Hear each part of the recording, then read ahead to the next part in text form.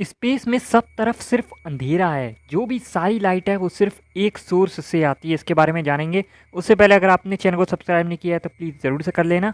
Space में सब जगह डार्कनेस होती है, जबकि हम जानते हैं कि वहाँ स्टार्स और गैलेक्सीज से लाइट निकलती है।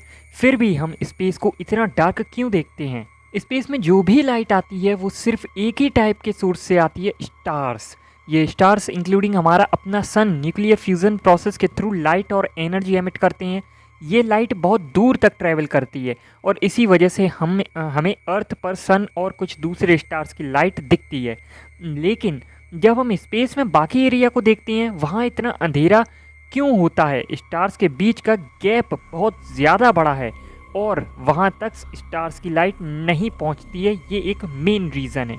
एक है यहाँ पर ऑल्बर्ट्स पैराडॉक्स। तो इस थ्योरी के अकॉर्डिंग अगर यूनिवर्स इनफाइनाइट होता और हर डायरेक्शन में स्टार्स होते तो हर पॉइंट से लाइट आनी चाहिए थी और स्काई कंप्लीटली ब्राइट होना चाहिए था, लेकिन ऐसा नहीं होता। रीज़न ये है कि स्पेस काफ़ी एम्प्टी है, ये एम्प्टी वर्ड याद रखना, और स्टार्स के बीच का डिस्टेंस इतना ज़्यादा होता है कि उनकी लाइट वहाँ तक नहीं पहुँचती। लाइट का रेड शिफ्ट, जब लाइट बहुत दूर से ट्रैवल करती है तो उसका वेवलेंथ स्ट्रेच हो जाता है, जिससे हम रेड शिफ्ट कहते हैं। ये लाइट विजिबल स्पेक्ट्रम से बाहर चली जाती है, जो हमें दिखती नहीं है। नासा की न्यू होराइजन्स स्पेसक्राफ्ट, इसने भी काफ़ी मदद करी है इस मैटर में। तो इसने क्या किया है कि यूनिवर्स के टोटल अमाउंट ऑफ लाइट का सबसे प्रिसाइज और डायरेक्ट मेजरमेंट दिया है। न्यू होराइजन्स जो 18 साल पहले लॉन्च हुई थी, अब अर्थ से 5.4 बिलियन माइल्स से ज़्यादा दूर है। ये इतनी दूर है कि सोलर सिस्टम के प्लैनेट्स और बैकग्राउंड डस्ट का इफेक्ट उस पर बिल्कुल नहीं पड़ता है। इसलिए ये स्पेसक्राफ्ट यूनिवर्स के डार्कनेस को एक्यूरेटली मेजर कर पाई है। स्पेस में इतनी दूर होने के कारण न्यू होराइजन्स अब तक के सबसे डार्क स्काइज में है, जहां किसी भी एग्जिस्टिंग टेलीस्कोप को इतना क्लियर व्यू नहीं मिला होगा। ये स्पेसक्राफ्ट स्पेस के ओवरऑल ब्राइटनेस या डार्कनेस को एक्यूरेटली डिटरमाइन करने में काफ़ी हेल्पफुल है। तो इससे हमें ये पता चला है कि जो भी विजिबल लाइट है स्पेस में वो बहुत ही ज़्यादा कम है। मार्क पोस्टमैन ने एक इंटरेस्टिंग क्वेश्चन उठाया कि अगर आप अपने हाथ को डीप स्पेस में उठाएं तो यूनिवर्स कितनी लाइट उस पर डालेगा। इसका जवाब उन्होंने दिया है कि अगर आप डीप स्पेस में अपना हाथ उठाएं तो सिर्फ दूर के गैलेक्सीज से आने वाली लाइट ही उस पर दिखाई देगी और कोई एक्स्ट्रा या अननोन लाइट सोर्स है ही नहीं। ये लाइट इतनी फेंट है कि स्पेस काफ़ी अंधेरा टाइप का लगता है, लेकिन फिर भी गैलेक्सीज की लाइट से यूनिवर्स में थोड़ा ग्लो होता है। यहाँ पर एक और चीज़ है समझने वाली कि स्पेस डार्क होता है क्योंकि वहाँ कोई मीडियम नहीं होता जिससे लाइट स्कैटर हो सके।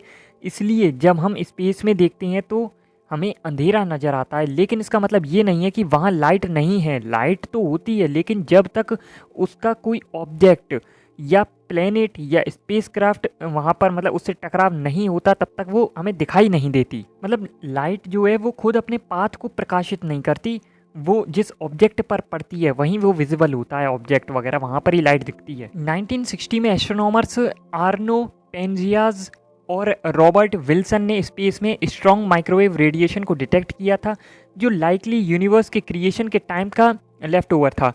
इसके बाद एस्ट्रोनॉमर्स ने एक्स रेज, गामा रेज और इंफ्रारेड रेडिएशन का एविडेंस भी पाया।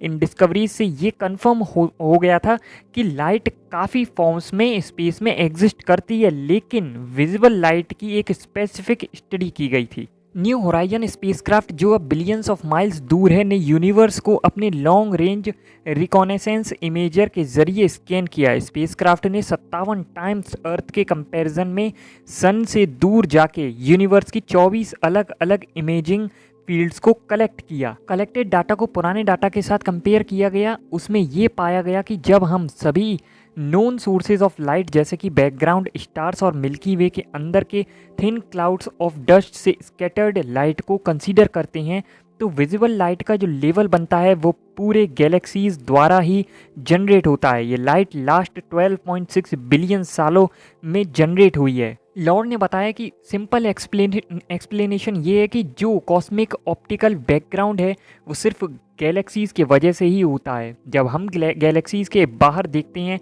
तो वहाँ सिर्फ डार्कनेस होती है और कुछ नहीं।